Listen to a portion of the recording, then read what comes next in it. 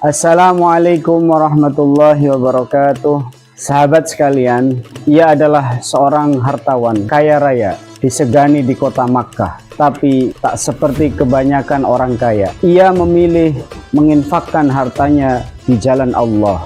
Namanya sahabat Utsman bin Affan, seorang dermawan yang lembut dan pemalu, tapi juga sosok pemimpin yang sabarnya melebihi badai. Dan akhirnya ia gugur bukan karena pedang musuh di medan perang, tapi karena fitnah di rumahnya sendiri sambil memegang mushaf Al-Quran.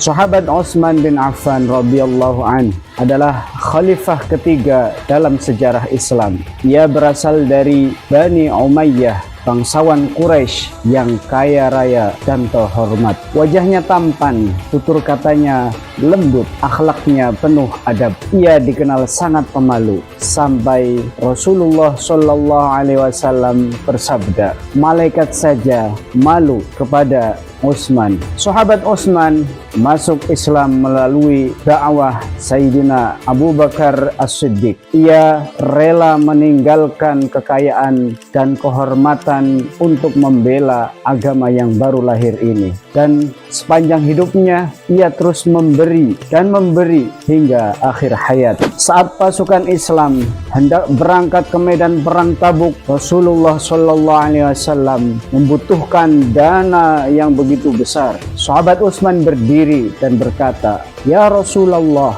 aku sumbangkan 100 ekor unta lengkap dengan perlengkapannya." Tak lama ia kembali dan berkata, "Ya Rasulullah, aku tambahkan 100 ekor unta lagi." Lalu kembali lagi dan berkata, "Aku tambahkan 100 lagi, wahai Rasulullah." Hingga 300 unta dan ribuan dinar disumbangkannya. Rasulullah Shallallahu Alaihi Wasallam pun bersabda, "Tidak ada yang bisa membahayakan Utsman setelah hari ini, apapun yang ia lakukan." Ia juga membeli sumur Raumah dan mewakafkannya untuk umat Islam. Sementara orang lain berbisnis dengan dunia, sahabat Utsman berbisnis dengan akhirat. Ketika sahabat Umar bin Khattab wafat, kaum muslimin sepakat mengangkat sahabat Utsman menjadi khalifah. Di masa pemerintahannya, Islam meluas hingga Afrika Utara, Persia, bahkan ke wilayah Asia Tengah. Tapi semakin tinggi sebuah pohon, semakin kencang angin menerpa. Fitnah ini mulai tersebar. Orang-orang munafik mulai memutarbalikkan fakta. Sahabat Utsman malah dituduh pilih kasih, padahal semua keputusannya berdasarkan musyawarah dan maslahah. Rumahnya dikepung, ia dilarang keluar, air pun ditahan. Tapi apa yang ia lakukan? Ia tetap bersabar, tidak membalas, tak mencaci.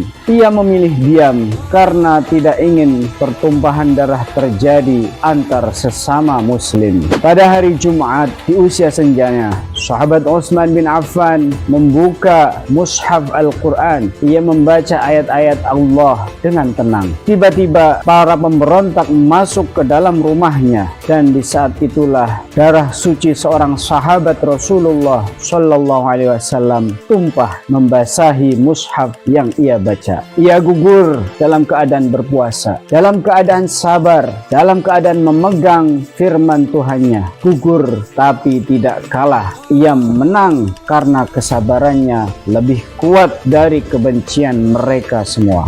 Sahabat Utsman bin Affan radhiyallahu an adalah teladan bahwa kekayaan bisa menjadi jalan ke surga jika digunakan di jalan Allah, bahwa kesabaran bukanlah kelemahan, tapi kekuatan yang menahan umat dari sebuah perpecahan. Dan bahwa pemimpin sejati bukan hanya memikirkan dunia, tapi juga akhirat rakyatnya. Hari ini kita merindukan pemimpin seperti sahabat Utsman bin Affan, dermawan, pemalu, lembut tapi kokoh dalam keimanan. Semoga Allah Subhanahu wa taala meridhoinya dan menjadikan kita sebagai penerus perjuangannya. Wassalamualaikum warahmatullahi wabarakatuh.